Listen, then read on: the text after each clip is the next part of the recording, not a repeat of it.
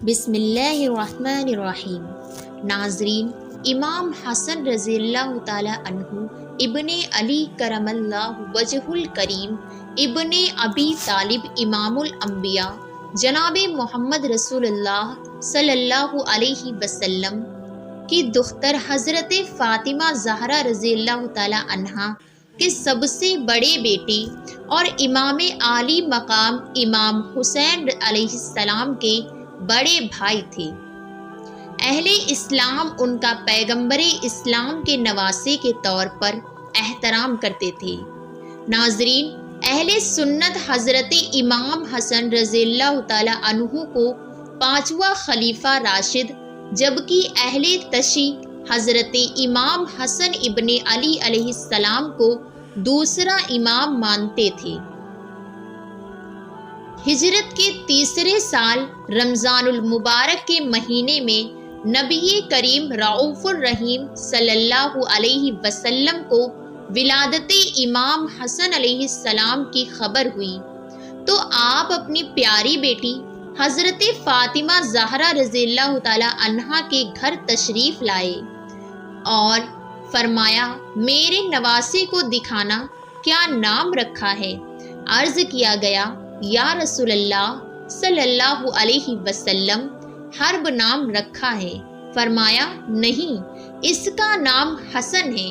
ناظرین، پیدائش کے 7ویں دن عقیقہ کیا اور 2 مینڈھے کی قربانی کی اور سر کے بال اتروائے اور ان کے ہم وزن چاندی خیرات کی۔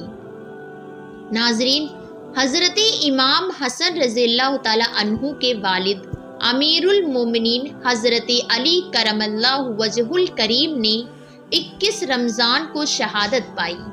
اس وقت امام حسن رضی اللہ تعالی عنہ کی عمر 37 سال 6 یوم تھی۔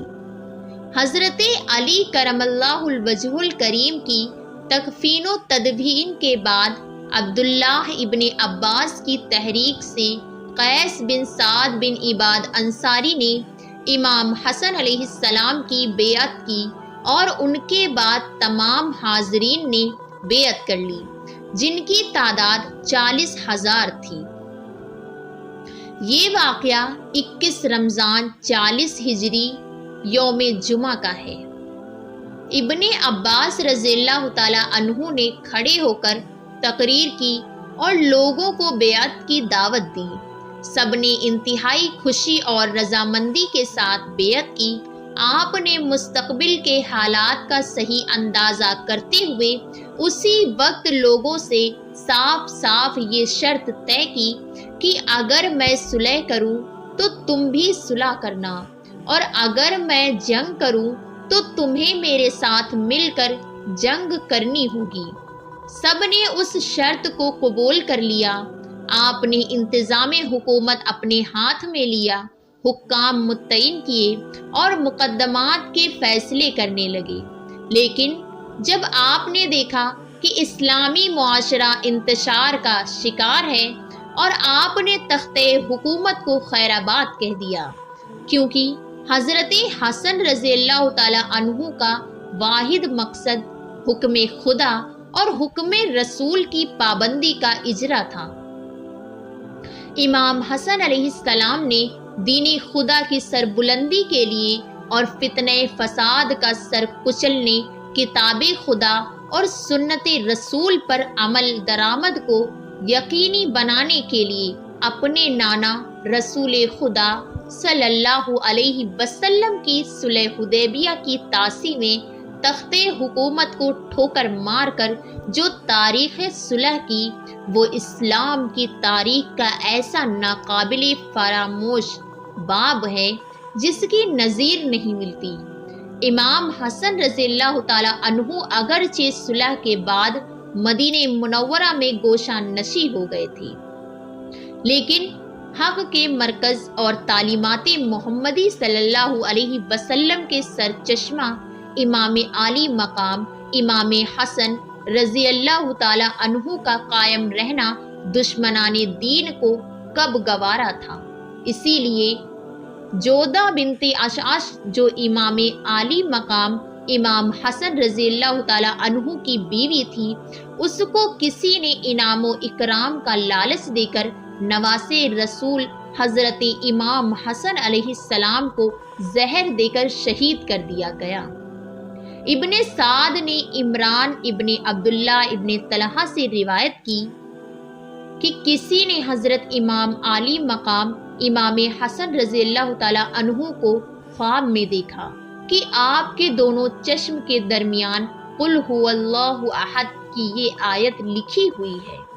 آپ کے اہل بیت میں اس سے بہت خوشی ہوئی، لیکن جب یہ خواب حضرت سعید بن مسیب رضی اللہ تعالیٰ عنہ کے سامنے بیان کیا گیا تو انہوں نے فرمایا کہ واقعی اگر یہ خواب دیکھا ہے تو حضرت امام عالی مقام امام حسن رضی اللہ تعالیٰ عنہ کی عمر کے چند ہی روز باقی رہ گئے ہیں۔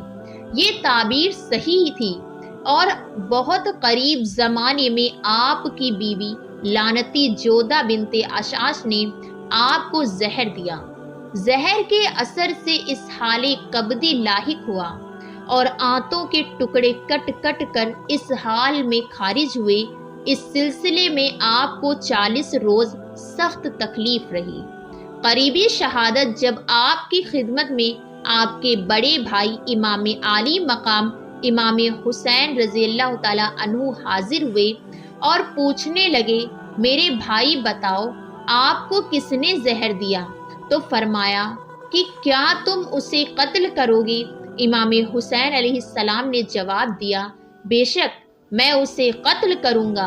امام عالی مقام امام حسین رضی اللہ تعالیٰ عنہ کے جواب کے بعد حضرت امام عالی مقام امام حسن رضی اللہ تعالیٰ عنہ نے فرمایا کہ میرا گمان جس کی طرف ہے اگر حقیقت وہی قاتل ہے تو اللہ تعالیٰ منتقم حقیقی ہے، اس کا اور میرا فیصلہ کل بروز محشر ہوگا اور اس کی گرفت بہت سخت ہے، اور اگر وہ نہیں ہے تو میرے بھائی میں یہ نہیں چاہتا کہ میرے سبب سے کوئی بے گناہ مبتلائے مصیبت ہو۔